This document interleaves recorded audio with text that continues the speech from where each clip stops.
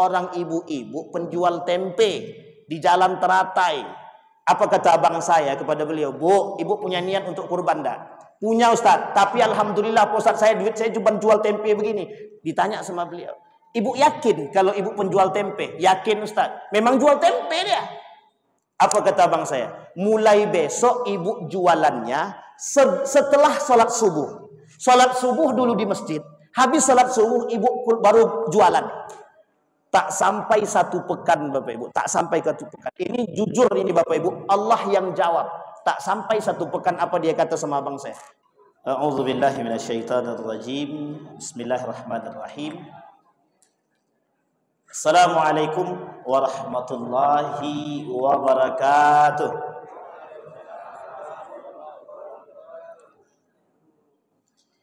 Alhamdulillahi rabbil alamin.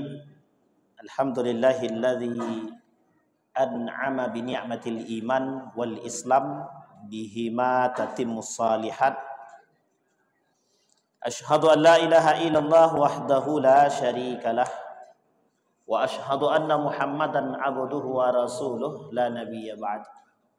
Allahumma salli wa sallim wa barik ala hadzal nabiyil karim. Allahumma salli ala Muhammad wa ala ali Muhammad fil alamin innaka Hamidum Majid. Ya ayyuhan nas ittaqu rabbakumul ladzi khalaqakum min nafsin wahidah wa khalaqa minha zawjaha wa batha minhuma rijalan katsiran wa nisaa wattaqullaha alladzi tasaaluna bihi wal arham innallaha kana 'alaikum raqiba. Puji syukur kehadirat Allah dengan mengucapkan alhamdulillahirabbil alamin, berselawat kepada Nabi dengan mengucapkan Allahumma salli ala Muhammad wa ala ali Muhammad fil alamin innaka Hamidum Majid. Bapak Ibu sekalian yang berbahagia, mudah-mudahan di maghrib ini Allah melimpahkan rahmat dan karunia-Nya kepada kita semua. Allah jadikan rumah tangga yang sakinah, mawaddah warahmah. Allah jadikan anak-anak yang saleh dan salihah. Insyaallah kita semua husnul khatimah. Untuk orang tua kita yang telah mendahului kita, Allah tempatkan di tempat terbaik di sisinya. Allah terima amal ibadahnya. Dan Allah kumpulkan bersama orang yang saleh. Dan untuk orang tua kita yang masih hidup, Allah sehatkan, Allah kuatkan. Istiqamah husnul khatimah. Amin ya rabbal alamin. Baik Bapak Ibu sekalian yang berbahagia, malam hari ini sesuai dengan permintaan daripada ketua, coba malam hari ini kita membahas tentang kurban. Sebenarnya ini pembahasannya sudah terlalu, setiap tahun sudah dibahas. Sekarang saya nak tanya sama Bapak Ibu, apa yang nak kita bahas dari kurban lagi? Bapak Ibu, ada yang nak dibahas lagi tentang kurban? Ada lagi yang nak dibahas tentang kurban? Banyak? Sekarang saya tanya dulu nih sama Bapak Ibu. Setiap tahun ada fikih kurban tak? Setiap tahun ada dibahas fikih kurban? Ada. Masih kurang juga? Oh masih. Tinggal beli je buku fikih kurban selesai. Baik, tapi tak masalah. Kita coba mengkaji sedikit tentang kurban.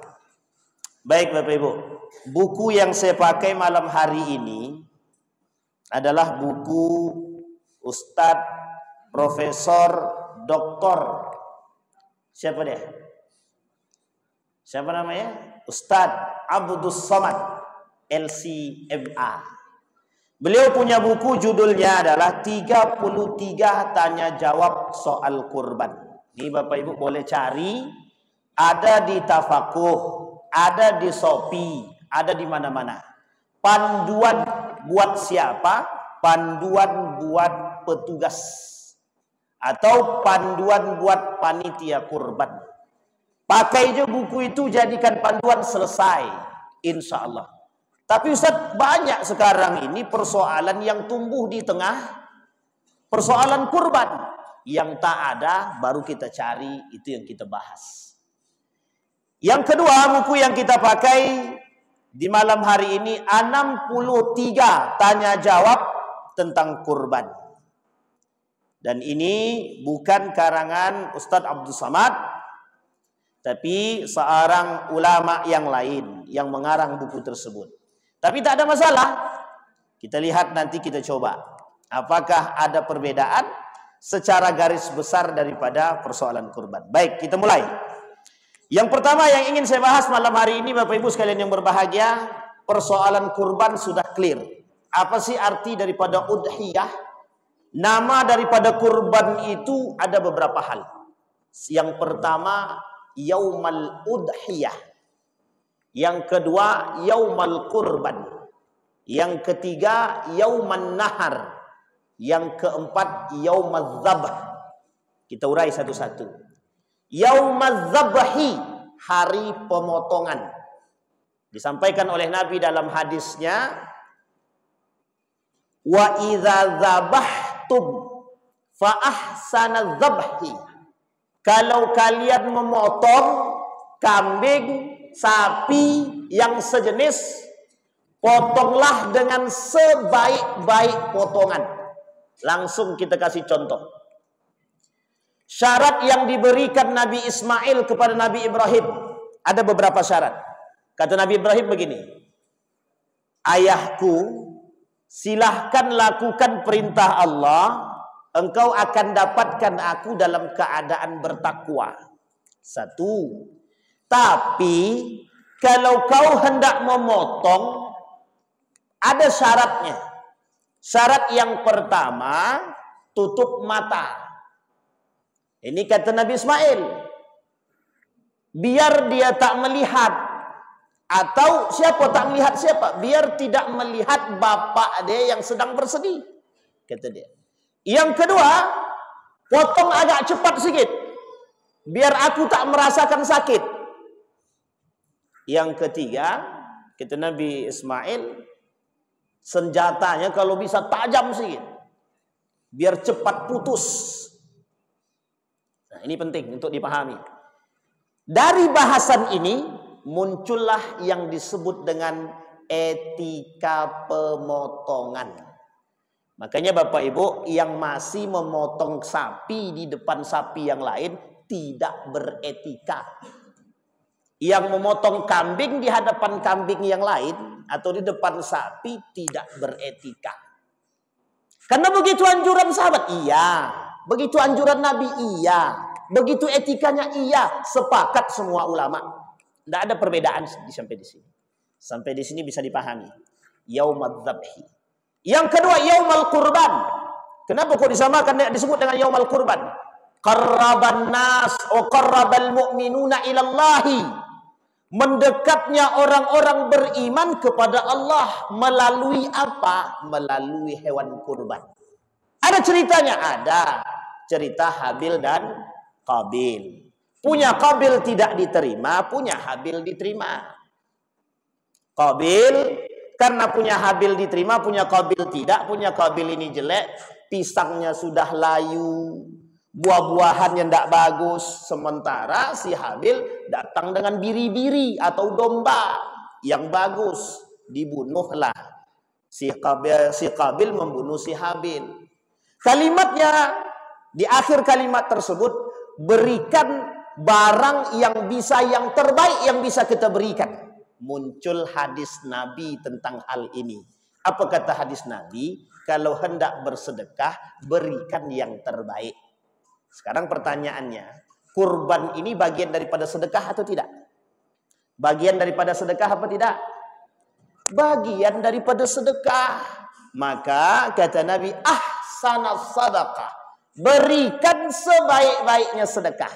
Ada cerita, ada apa ceritanya? Seorang pemuda memberikan roti dia setengah potong untuk orang yang tak mampu, setengah potong untuk dia. Ketika meninggal ditampakkan oleh Allah ibadah sedekahnya. Kemudian dia kata, kalau begitu kembalikan aku hidup, aku akan bersedekah sebaik mungkin. Nah, ini yang tertulis dalam Al-Quran pada juz yang ke-28 pada surat yang terakhir, surat yang sebelum terakhir pada surat yang terakhir pada juz yang ke-28 At-Tahrim. Itu disampaikan. Kata dia, bukan surat At-Tahrim, Al-Munafiqun. Hidupkan aku kembali, maka aku akan bersedekah. Artinya, dia tahu ternyata sedekah yang terbaik itu pahalanya besar. Cuman kan tidak mungkin la yastakhiru sa'atan wa la yastaqdimun. Kematian tidak mungkin dibolak-balik lagi. Yang ketiga, namanya Yauman Nahar. Tertulis di dalam Al-Quran sebagai salah satu di antara beberapa dalil atau disyariatkannya yang disebut dengan kurban. Fasalli li rabbika wanhar. Di Yauman Nahar ini, apa artinya Yauman Nahar? Hari penyembelihan, hari pengorbanan, hari dituntutnya keimanan, hari dituntutnya keikhlasan, hari dituntutnya kekuatan melepaskan kecintaan terhadap baik harta, baik anak, baik istri. Ini Bapak Ibu ilustrasi bagaimana seorang mukmin seharusnya lebih cinta kepada Allah ketimbang dunia. Dengan ini muncul ayat dalam Al-Quran. Anak, istri, harta, fitnah. Inna auladakum wa azwajakum fitnah. Dalam ayat yang lain, inna azwajakum wa amwalakum fitnah. Anakmu, istrimu, kemudian hartamu fitnah. Apa arti fitnah? Ujian. Ujian ini, sehat dia ujian, sakit dia ujian. Baik dia ujian, buruk dia ujian. Jadi semua Allah berikan. Kemudian Yauman Nahar tadi apa maksudnya? Hari pengorbanan, hari pengorbanan, hari keikhlasan, hari penyembelihan, di mana umat muslim ketika itu dituntut melepaskan cinta dia kepada dunia, baik hartanya, baik anaknya, baik istrinya, untuk diberikan kepada Allah. Mana yang lebih kuat? Allah kah, anak kah, istri kah, atau harta kah? Ada istilah begini. Hari ini orang kaya menjaga hartanya. Orang hari ini menjaga harta. Bukan kalau dia beriman, dia dijaga oleh imannya. Kalau dia berharta, dia yang menjaga hartanya. Sekarang saya tanya Bapak Ibu ini menjaga harta atau harta yang menjaga Bapak Ibu? Bapak Ibu menjaga harta atau harta yang jaga Bapak Ibu? Harta yang jaga Bapak Ibu. Gimana caranya? Dengan bersedekah, kata para ulama, umat muslim itu harta yang dia miliki bisa menjaga dia. Kalau harta yang dia miliki mengajarkan atau mengantarkan dia kepada keimanan dengan sedekah yang dia miliki. Ingat, ada sedekah yang tidak diterima. Sedekah untuk pamer yang tidak Allah terima. Secara sosial dia dapat, secara iman dia tak dapat, secara pahala dia tak dapat. Tapi Pak Ustadz, meskipun aku pamer, meskipun aku selalu bantu dia dan aku sebut, dia selalu bahagia dan senang aku bantu Pak Ustadz. Di urusan dunia betul. Tapi urusan akhirat tak dapat. Kategori ini masuk dalam kategori dosa besar. Namanya mannan. Tahu Bapak Ibu mannan itu apa? Orang yang suka mengungkit-ungkit pemberian dan sedekah dia kepada orang lain. Bapak Ibu yang sudah punya jasa sama siapapun, tidak usah ungkit-ungkit. Bapak Ibu yang sudah memberikan bantuan apapun kepada siapapun, tidak usah ungkit-ungkit. Kasih, lupakan. Karena kalau terungkit sekali, Ustaz, sakit hati aku. Nengok siapa? Nengok budak tuh. Ngapa dia? Sudah aku kasih makan dia, aku sekolahkan, awak pula yang diinjak-injaknya. Terungkit apa tidak? Terungkit, tapi kan udah sakit hati Pak Ustaz, makanya saya ungkit-ungkit. Tetap aja, mau sakit hati, mau tidak sakit hati, kalau diungkit manan. Apa itu manan? Mengungkit-ungkit pemberian. Dosa besar. Dosanya besar apa kecil? Ingat Bapak Ibu. Kalau kira-kira dosa besar itu masuk neraka atau surga? Bukan persoalan itu, neraka jelas. Masalahnya Allah benci. Allah laknat, Allah tidak mau melihat dia, Allah tidak mau berbicara dengan dia, Allah tidak mau mensucikan dia. Bagi mereka azab yang sangat pedih. Dan Allah melaknat dia dan dia masukkan ke dalam neraka. Berapa ancaman Allah? 1, 2, 3, 4, 5. Allah tak mau berbicara, Allah tak mau mensucikan, Allah tidak mau melihat baginya azab yang sangat pedih. Kemudian Allah laknat, Allah masukkan ke dalam neraka. 7. Ancaman Allah bagi Mannan yang suka mengungkit-ungkit pemberian. Banyak yang begini. Banyak Bapak Ibu. Yang ujub banyak. Yang suka membanggakan diri banyak. Salah satu perbuatan daripada Mannan atau salah satu perbuatan daripada ujub, kedua-duanya sama, adalah ujub, adalah Mannan. Ini dua-duanya berkaitan. Orang yang suka membanggakan diri itu mesti akan Mannan dia. Orang yang Mannan mesti akan ujub dia. Karena dua-duanya berkaitan. Baik, Yauman Nahar sudah. Yaumal Udhiyah. Yaumal Udhiyah ini hewan yang disembelih tadi. Bahasa lain daripada udhiyah namanya sembelihan juga. Sama. Sehingga kata para ulama antara Yauman Nahar dengan Yaumal Udhiyah ini sama-sama saja maknanya. Ada yang mengatakan kenapa Yaumal Udhiyah Pak Ustadz? Yudahi. Yudahi itu artinya menyembelih juga. Cuman sembelihannya kencang, cepat, dan tidak terasa sakit. Nah, itu namanya yudahi namanya. Sementara dengan yang lain, Pak Ustadz, potongan yang disebut dengan zabah atau zabahun, bisa jadi dia motong kemudian tersenggal-senggal atau tidak cepat, atau binatang yang dipotong tadi merasakan sakit gitu. Tapi ala kulli hal makna semuanya sama. Dalam satu koridor yang sama. Keempat-empat nama ini bertujuan satu saja. At-taqarrub ilallahi. Kedekatan kepada Allah. Poin satu pertama selesai. Itu definisi. Yang kedua, apa hukum daripada kurban? Bapak Ibu, saya pertanyakan, apa hukum daripada kurban? Apa hukumnya? Wajib. Kata siapa? Bagi yang mampu. Kata siapa? Disinilah kemudian kita luruskan yang bengkok-bengkok ini dulu. Hukum berkurban itu laisa biwajibin. Bukan wajib. Kata Nabi dalam hadisnya, kata Nabi dalam hadisnya. Kurban itu alayya faraidu, bagiku wajib. Wa alaikum tatawwu'un, dan bagi kalian tatawwu'. Tatawwu' itu artinya sunnah. Sekarang pertanyaannya, kalau sunnah dikerjakan berpahala, ditinggalkan tidak berdosa. Tapi kami pahamnya wajib ya Pak Ustaz. Siapa bilang? Sebagian kecil daripada mazhab Syafi'i mengatakan hampir kepada wajib bagi yang mampu. Hampir kepada wajib bagi yang mampu.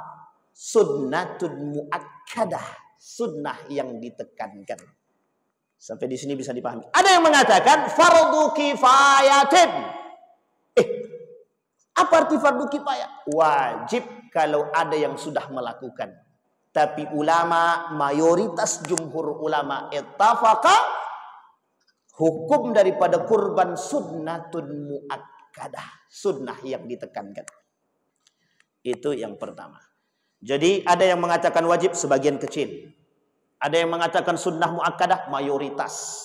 Kata Nabi, hukum daripada kurban sunnatun muakkadah.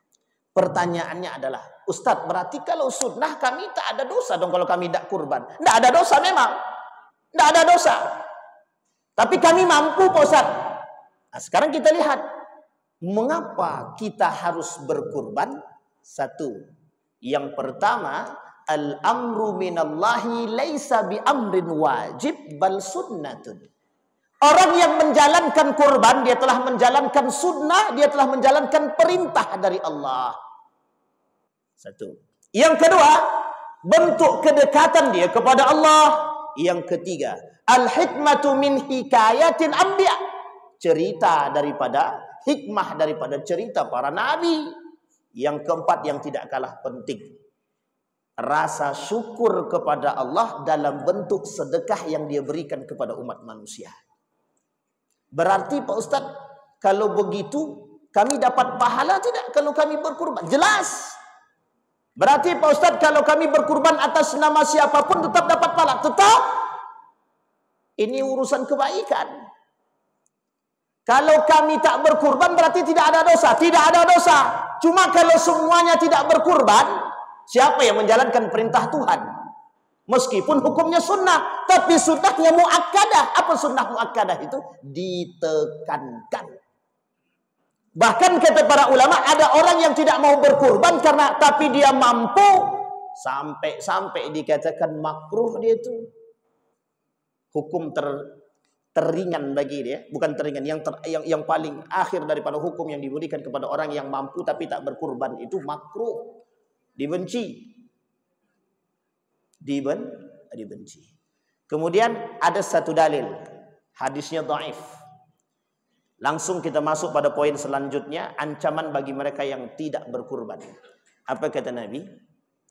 Man wajada sa'atan falam yudahhi fala yuqarribanna musallana.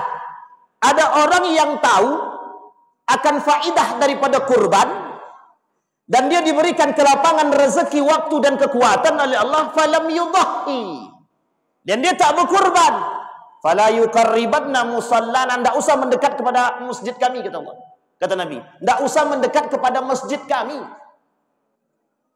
Berarti apa maksud hadis ini? Meskipun hadis ini dhaif, tapi boleh kita ambil satu bentuk hikmah dan keutamaan daripada hadis ini. Boleh. Artinya apa?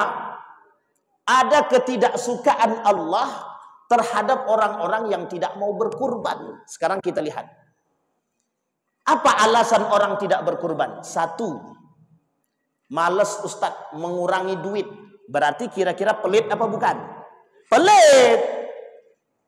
Sedekah itu ada dua, wajib dan sunnah. Kalau wajib zakat, sunnah dan semua bentuk pemberian yang diniatkan kepada Allah jatuh daripada kategori sedekah. Yang pertama, orang yang tidak mau berkurban itu karena malas, karena tidak mau keluar uang, kategorinya pelit. Yang kedua, kata mereka kan sunnah saja Ustaz. Apa dasar mengatakan sunnah ini? Jika dasar dia mengatakan sunnah tidak mau keluar duit, jatuhnya pelit. Tapi jika dasarnya tidak mau berkurban karena memang hukumnya itu, maka tidak bisa dikatakan pelit. Hanya saja orang seperti ini belum masuk dalam kategori iman. Kenapa begitu? Orang mukmin kira-kira menjalankan sunnah apa tidak? Menjalankan sunnah. Orang mukmin pasti menjalankan sunnah, pasti. Loh kok pasti Pak Ustaz? Iya. Kalau orang mukmin tidak menjalankan sunnah, terus siapa yang menjalankan sunnah? Kalau orang mukmin tidak menjalankan sunnah, terus siapa yang menjalankan sunnah? Umat muslim Pak Ustaz. Orang muslim yakadu an ya'mal sunnah wa yatruk. Muslim itu mungkin meninggalkan sunnah, mungkin menjalankan. Sampai di sini bisa dipahami. Bisa dipahami Bapak Ibu ya? Jadi Bapak Ibu, kita umat mukmin ini seharusnya kita berkurban. Jangan mengaku beriman setelah ketika diberikan kemampuan tapi tak menjalankan. Pertanyaannya, dia tidak mencontoh karakter-karakter Nabi. Kita Nabi Muhammad SAW. Ini saya ceritakan. Nabi Muhammad SAW, ketika ada sahabat Nabi yang tak mampu berkurban, langsung Nabi katakan, kurban ini untuk diriku, untuk keluargaku, untuk umatku. Sampai di sini bisa dipahami? Untuk diriku, untuk keluargaku, untuk umatku. Umat di sini yang tak mampu. Nabi menyenggol sahabat, kata Nabi kepada para sahabat, berkurbanlah. Sehingga para sahabat ketika itu Bapak Ibu tidak ada yang tidak berkurban. Tidak ada satupun yang tidak berkurban. Bahkan Ibnu Mas'ud yang tidak punya duit berkurban dengan ayam. Oh berarti dengan ayam boleh dong Pak Ustadz, yang paling rendah duitnya. Bukan itu maksudnya. Motivasi dan semangatnya Pak. Satu ketika datang seorang sahabat kepada Ali bin Abi Thalib. Wahai Ali, aku tak punya duit, tapi aku pengen banget berkurban. Apa jawaban Ali? Berapa kau punya duit? Sekian. Belikan yang mampu untuk kau beli. Dibelikanlah ayam. Dia niat kepada Allah, ya Allah terimalah ayam ini untukmu. Aku berikan untukmu dalam bentuk keimananku, keikhlasanku. Dia tak punya duit. Tak punya duit. Boleh. Boleh.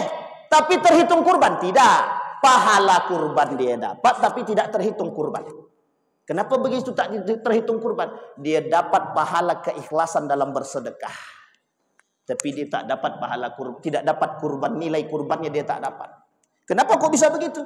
Karena hewan yang dikurbankan dalam urusan kurban ini sebangsa dengan, sejenis dengan kambing, begitu juga sapi, kerbau, onta. Sampai di sini bisa dipahami? Baik. Sekarang cerita dari pertanyaan beberapa yang lain. Sehingga Bapak Ibu, kalau Bapak Ibu mampu, tapi Bapak Ibu tidak berkurban, saya tidak mengatakan Bapak Ibu munafik, tidak. Bapak Ibu fasik, tidak. Tapi lebih saya katakan, Bapak Ibu yang mampu tapi tidak berkurban, sesungguhnya Bapak Ibu tidak patuh kepada sunnah Nabi. Bapak Ibu tidak menjalankan perintah Allah. Bapak Ibu yang tidak mau berkurban sementara dia mampu, berarti dia meremehkan sunnah baginda Nabi Muhammad sallallahu alaihi wasallam. Sampai di sini bisa dipahami Bapak Ibu ya. Maka Bapak Ibu sekalian yang berbahagia, jangan sampai kita tak berkurban. Lihat cerita yang ingin saya sampaikan. Seorang nenek-nenek, ini cerita ini saya sampaikan di mana-mana. Seorang nenek-nenek, apa kata nenek tadi kepada anaknya? Anaknya perempuan. Dan anak perempuan dia punya satu anak yang masih kecil. Artinya cucu daripada nenek tadi. Nenek ini orang miskin tak mampu. Dia bilang kepada anaknya, anak, sebelum saya mati, saya meninggal, minimal seumur hidup saya sekalilah berkurban. Waktu itu 1,5 juta masih dapat seekor kambing. Sampai niatlah sekuat tenaga seorang anak ini tadi. Dia kerja menyapu, mencuci baju orang. Pokoknya demi mengumpulkan uang 1,5 juta untuk beli kurban saja Pak. Ini motivasi betul. Karena saya betul tahu ini cerita. Singkat cerita Bapak Ibu sekalian yang berbahagia. Terkumpullah uang ini 1,5 juta dalam kurun waktu sekitar 1 tahunan kalau saya tak salah. Singkat cerita ketika ingin membeli hewan kurban ini. Dilalah anaknya sakit masuk rumah sakit. Uang yang tadi sudah terkumpul terpakai untuk berobat. Tapi niat yang suci itu Allah tidak akan pernah tinggalkan. Tidak akan pernah. Kemudian disampaikan. Duit sudah berkurang 1 juta. Tinggal 500.000. Sementara harus beli kambing niat. Tapi dia sampaikan, Bu, minta maaf betul saya. Mungkin belum bisa tahun ini kita berkurban. Karena anak dia masuk rumah sakit. Prioritasnya itu mesti, tidak mungkin yang lain. Dilalah dalam perjalanan. Ibu ini pakai sepeda dalam pergi tempat kerja. Disenggol orang dia sepedanya Pak. Ketika disenggol orang, sepedanya tadi, mungkin tak banyak lecet sepedanya. Bukan sepeda motor, sepeda biasa. Kemudian, mohon maaf Pak, mohon maaf. Diberilah oleh orang yang nyenggol tadi, pakai mobil tadi, dikasih uang 2 juta rupiah. 500.000 dia gunakan untuk memperbaiki sepedanya. Mungkin tak sampai segitu. Sisanya langsung dia belikan kepada kambing hewan kurban. Dan dia niatkan untuk mama dia. Allah punya cerita. Kita punya hajat, kita punya keinginan, kita punya impian. Allah yang jawab, bukan kita Pak. Pertanyaannya ada orang mampu Pak Ustaz tidak mau berkurban. Hati dia sedang ditutup sama Allah. Kalau ada orang kaya tidak berkurban, hati dia sedang Allah tutup. Artinya apa? Keutamaan agama, nilai-nilai agama belum sampai pada hati dia. Karena orang beriman yang hati dia bersih, yang hati dia kuat, mesti tergerak untuk berkurban. Tapi Pak Ustaz, apa kami harus minjam uang kepada orang untuk berkurban? Bolehkah begitu Pak Ustaz? Perhatikan pertanyaan ini Bapak Ibu. Datang seorang bertanya kepada kami, Ustaz, boleh tidak kami berhutang demi kurban? Saya jawab, kalau dia ingin berkurban dengan hutang boleh atau tidak, lihat tingkat kemampuan dia. Yang pertama, kalau pendapatan rata-rata bulanan dia ukur, belum sanggup dia berkurban. Misal begini, kita ambil contoh. Saya, gaji tetapnya misalkan 4 juta. Tahun ini saya pengen berkurban, cuman gaji belum keluar. Ketika gaji belum keluar, akan keluar di akhir bulan Juni. Sementara hari raya salat Idul Adha itu di tanggal 6. Sekarang saya bilang, Pak, saya pinjam duit lah dulu menjelang akhir bulan. Nanti akhir bulan saya ganti. Hukum meminjam uang seperti ini untuk kurban dibenarkan, dibolehkan. Satu. Yang kedua. Ustaz, kami minjam uang, tapi kami nanti ganti dengan nyicil sesuai dengan pendapatan kami. 3 bulan kami cicil selesai, insya Allah. Kita lihat orangnya mampu dan orangnya secara kejujuran terjaga, akhlaknya baik. Maka hukum meminjam bagi diri dia, orang seperti ini dengan gaji dia misalkan 3 juta, dia mampu lunaskan 3 juta selama 3 bulan, berarti dia cicil sebulan sekali 1 juta, dan orang yang mau meminjamkan itu boleh, maka dalam Islam tidak ada masalah. Yang kedua. Yang ketiga, ada orang pendapatan hari-harinya tak jelas, di bawah 1 juta, kategorinya fakir atau kategorinya miskin. Di bawah 500 kategorinya fakir. Mohon maaf. Ini standar agama, bukan standar negara. Kalau standar negara semakin diturunkan itu. Jadi biar kemiskinan turun. Angka kemiskinan kita turun, jelas standar kemiskinannya diturunkan. Tapi kalau standar kemiskinannya sama 1,5 juta ke bawah dikategorikan miskin, maka banyak yang miskin. Sekarang kita kembalikan pada poin tadi. Jika pendapatannya tidak jelas, tidak tentu, anggaplah pendapatannya yang kita anggap itu tidak jelas, tapi antara 1 juta ke bawah. Sementara untuk makan hidup pun susah. Maka sebaiknya jangan paksakan diri dengan berhutang untuk berkurban. Tapi jika tetap ingin berkurban, belilah binatang atau hewan yang memang bisa kita penuhi untuk kita makan bersama. Misal, ada duit 300.000. Belilah ayam. Semangat motivasi untuk berkurban, serahkan niat sedekah kepada Allah, makan bersama, boleh sangat. Tapi jangan anggap itu kurban dalam bentuk fisik, tapi semangat kurban boleh Pak, tidak ada masalah. Orang yang berhaji, dia sudah niat haji, di tengah perjalanan dia belum berangkat ke haji dan meninggal, dia dapat pahala haji. Sama Pak, orang sudah berniat kurban, tapi dia tak sampai hajat dia untuk berkurban, Allah kasih dia pahala kurban. Kurang baik apa Allah sama kita? Tidak kurang baik Pak, baik banget. Sampai di sini bisa dipahami Bapak Ibu. Bapak Ibu yang ingin bertanya nanti langsung angkat tangan saja. Itu yang pertanyaan selanjutnya. Nah kemudian Bapak Ibu sekalian berbahagia, ada persoalan kurban yang hari ini terus berkembang. Ingat Bapak Ibu, persoalan muamalah ini itu akan terus berkembang sesuai dengan keadaan yang akan kita temukan. Bisa jadi ada hukumnya, bisa jadi butuh ijtihad para ulama dalam mencari hukum tersebut. Seperti apa contoh yang tadi kita lakukan.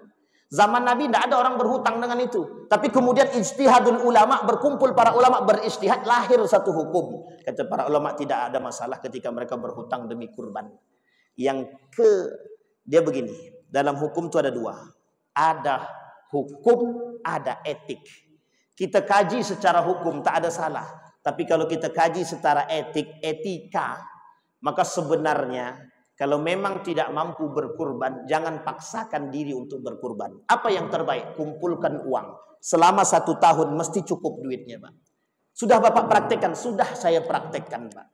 Dulu kami tak sanggup berkurban, sama istri saya bilang begini, Bang, orang tak mampu saja, dia banting tulang cari duit untuk berkurban. Masa abang yang mampu, yang sehat, yang kuat, tidak mau berkurban? Katanya. Sampai ke sini Pak sakitnya Pak.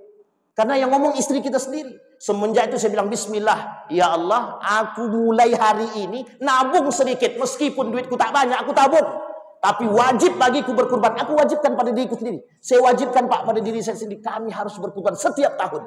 Ini tak saya wajibkan buat yang lain. Ini motivasi. Alhamdulillah.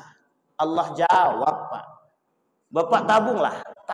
Ini cerita nyata Pak. Seorang ibu-ibu penjual tempe di jalan Teratai. Apa kata abang saya kepada beliau? Bu, ibu punya niat untuk kurban tak? Punya Ustaz, tapi alhamdulillah Ustaz, duit saya cuma jual tempe begini. Ditanya sama beliau, ibu yakin kalau ibu penjual tempe? Yakin Ustaz, memang jual tempe dia. Apa kata abang saya? Mulai besok ibu jualannya setelah salat subuh. Salat subuh dulu di masjid, habis salat subuh ibu baru jualan. Tak sampai 1 pekan Bapak Ibu, tak sampai 1 pekan. Ini jujur ini Bapak Ibu, Allah yang jawab. Tak sampai 1 pekan apa dia kata sama abang saya? Saya akan berkurban. Tak sampai 1 bulan dia lunaskan 2.700.000. Sementara orang yang mampu sampai hari ini masih banyak yang tak berkurban. Pertanyaan, hei kalian diberikan keluasan rezeki tapi tak bersedekah, tak mau mengeluarkan sebagian daripada harta. Ingat kata Allah dalam Al-Quran, wa fi amwalihim haqqun lis-sa'ili wal mahrum. Kita berkurban ini Bapak Ibu beda tipis dengan bersedekah. Beda tipis dengan berzakat. Zakat wajib, sementara kurban sunnah. Bahkan dalam daging kurban boleh kita berikan kepada orang non muslim. Daging kurban, yang kurban sunnah, bukan kurban wajib. Apa kurban wajib itu? Al-hadiyu, dam. Yang kedua, nazar. Kalau nazar tak boleh, al-hadiyu tak boleh. Tapi kalau kurban sunnah yang kita lakukan yaumal udhiyah, boleh. Kalau perlu Pak, kasih. Kalau ada orang non muslim di sekitar rumah Bapak, kasih dengan etika yang baik. Siapa tahu dia masuk Islam. Ternyata enak daging kurbannya, penuh dengan berkah. Besok aku bersyahadat ajalah gitu. Nah, kalau mu'alaf kan sampai 5 tahun paling tidak dapat terus kan. Dan tidak mu'alaf pun dia tetap dapat. Berkurban pun atau tidak berkurban dia tetap dapat selama tinggal di dalam tempat yang sama. Maka Bapak Ibu dalam aturan memberikan daging itu, yang pertama yang harus kita berikan saudara, akarib, tetangga, baru orang-orang yang terdekat dengan kita. Boleh kita beri berarti? Boleh. Ustaz, kami ini berkurban di kampung halaman Pak Ustaz. Tapi di tempat kami tak berkurban Pak Ustaz. Lihat dulu. Secara hukum tak ada masalah. Secara etika keluar jalur. Kenapa kok keluar jalur? Di tempat Anda belum penuh, belum cukup, masih sedikit, Anda sudah berkurban di luar. Kalau tempat keluar itu yang cuma sedikit kurbannya, Anda ikut membantu, itu tak ada masalah. Ini di sana sudah banyak, kita berkurban di sana, sementara kita korbankan yang masjid kita. Oh, ini tak punya etik namanya. Secara hukum tidak ada masalah, secara etika bermasalah. Ada yang bertanya begini, Ustaz, kami majelis taklim ibu-ibu Ustaz, pengen buat kurban sendiri. Jadi kami tak mau ikut kerjasama dengan masjid. Saya bilang sama beliau, berapa jumlah kurban sapi di masjid? Biasanya 10. Kalau ibu-ibu tidak ikut berapa? 3 kurangnya. Astagfirullahaladzim. Saya tanya, berapa jumlah yang mendapatkan? Rata-rata Ustaz kalau 10 itu semua dapat 1 kilo 1 kilo.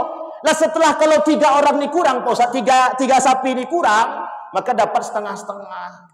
Saya bilang, itu betul-betul tak beretika. Apa masalah? Jawabannya sederhana.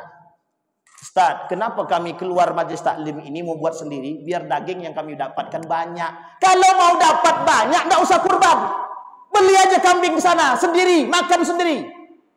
Namanya manusia-manusia bakhil, bukhala, pelit. Kalau tak mau membagi sebagian harta, jangan demikian merusak sistem. Itu yang terjadi. Sampai ditanyakan, Ustaz, kok keras sekali Ustaz? Biarkan, lebih baik keras daripada lembut. Saya bilang gitu. Sampai ibunya bilang, begitu ya Ustaz? Ya, kalau tak terima suruh datang ibunya ke sini, saya bilang itu. Kalau dia tak punya duit, saya belikan kambing, saya bilang itu. Makan sepuasnya itu. Artinya Bapak Ibu jangan rusak sistem. Kita ini bersedekah, bukan ngapa-ngapain.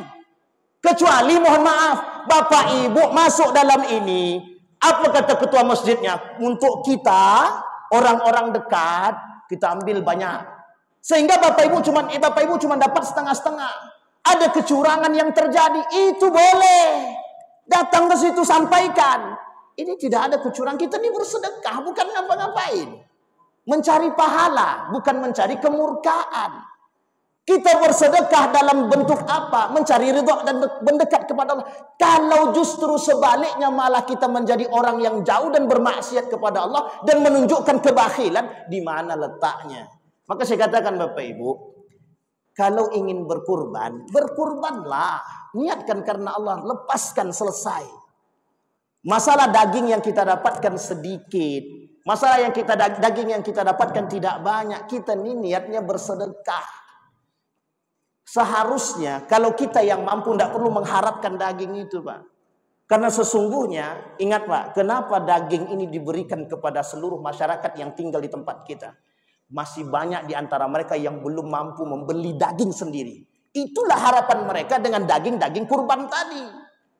Dengan datangnya daging kurban, ini cerita nyata Pak. Alhamdulillah ya Allah, seumur hidup saya belum pernah merasakan daging kurban.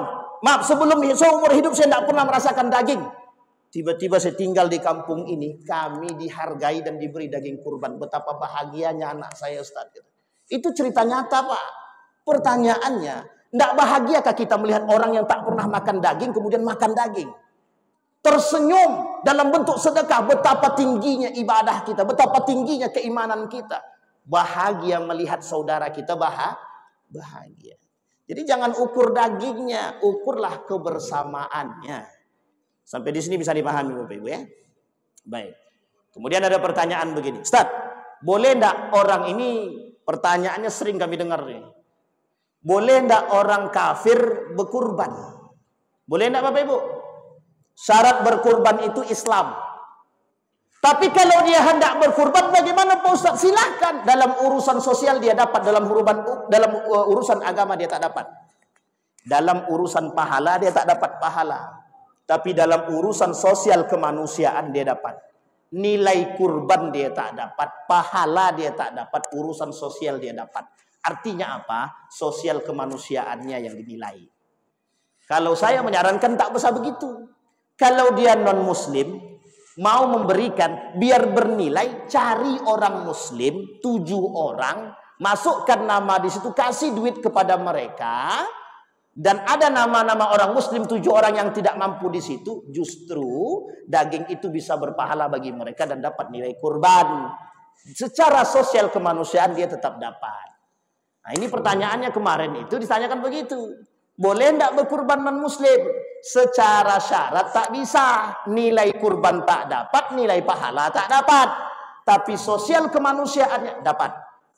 Sampai di sini bisa dipahami Bapak Ibu. Baik, ada pertanyaan Bapak Ibu? Silakan. Tidak usah malu-malu. Malu bertanya, insya Allah tidak sesat. Karena masih dalam Masjid Al-Mu'minin. Persoalan kurban ini terus berkembang Bapak Ibu. Nah, persoalan daging terakhir Bapak Ibu. Persoalan daging Bapak Ibu. Ini saya kasih solusi Bapak Ibu. Di mana-mana kondisinya sama. Bapak Ibu, ada kikil. Apa ya kikil? Ada kikil, ada kulit, ada kepala. Perhatikan baik-baik ini. Ini dijadikan di solusi. Ada kikil, ada kulit, ada kepala.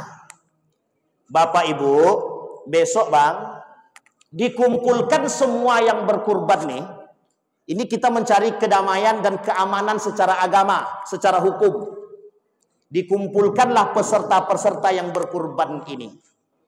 Besok sampaikan. Ada yang mau kulit, kalau yang tak mau kulit, dari sekarang sampaikan. Ustaz, kami sedekahkan kulit,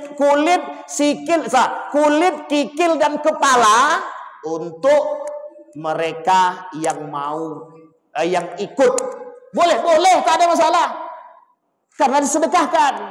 Karena kita punya hak, punya Pak. Kalau diambil duluan masalah. Contoh, saya berkurban. Datang pengurus masjid, Ustaz, ini daging kurban nih Ustaz. Oke, dalam tuh ada kikil, ada kulit dan segala macamnya. Saya bilang sama ketua masjid. Pak Ketua, saya sedekahkan. Ini enak Pak. Yang menjadi masalah kalau diambil duluan, dosa. Sebenarnya bahasanya sederhana Pak. Cukup kumpulkan, tanyakan di situ, sampaikan. Biar apa? Biar kelak kita bisa mendapatkan kemudahan dan keamanan secara hukum. Itu yang pertama. Yang kedua, duit Pak, duit. 2.700.000. Dah, harga sapi itu sebenarnya 2.600.000 dalam 7 orang. Diambillah 100.000 untuk biaya operasional. Jangan dicampur. Kalau dicampur, nanti terbawa duit itu hukumnya kalau terpakai haram. Sampai di sini bisa dipahami Bapak Ibu? Dipisahkan duit itu. Berapa jumlah orangnya? 40. Duitnya berapa? 100.000 per orang. Berarti berapa? 4 juta. Simpan, gunakan untuk operasional. Yang duit untuk kurban, gunakan untuk kurban. Ustaz, kami sudah beli hewan kurban dalam perkiraan kami 17.500.000. Ingat, lihat baik-baik Bapak Ibu. Hewan kurban dalam hitungan kami, dan kami tanyakan kepada mereka jumlah harga satuannya 17.500.000. Setelah kami beli dalam bentuk akad Pak Ustadz, kami serahkan uangnya 17.500.000. Mereka datang kepada kami memberikan ini duitnya, sisanya dikortinglah 500.000 Pak Ustadz. Sampaikan dalam forum ketika berkumpul dengan para kurbanis. Kenapa begitu? Ketika nanti ada kelebihan uang, bagaimana?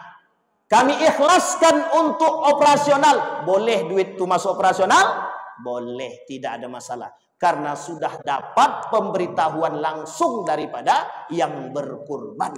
Tapi kalau main tilap-tilap aja, itu sudah lain. Pokoknya dipakai saja, dapat keuntungan pakai. Itu yang banyak sekarang Pak. Kenapa orang rebutan mau jadi panitia kurban, mau ngambil itu? Karena dapat bantuan dana dari situ, sisanya langsung masuk. Hati-hati. Celah untuk menuju keharaman harta itu ada. Setiap titik ada. Sampai di sini bisa dipahami Bapak Ibu? Bisa dipahami?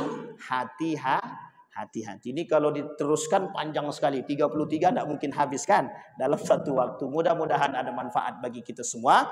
Mudah-mudahan bisa menjadi ultimatum bagi kita dalam menjalankan syariat-syariat agama. Mudah-mudahan Allah meridhai dalam setiap perbuatan. Fa'tabiru ya ulil absar la'allakum tuflihun. Assalamualaikum warahmatullahi wabarakatuh. Terima kasih kepada Ustaz yang telah berbagi kepada kita. Seperti mereka bilang tadi. Ini siapa nih?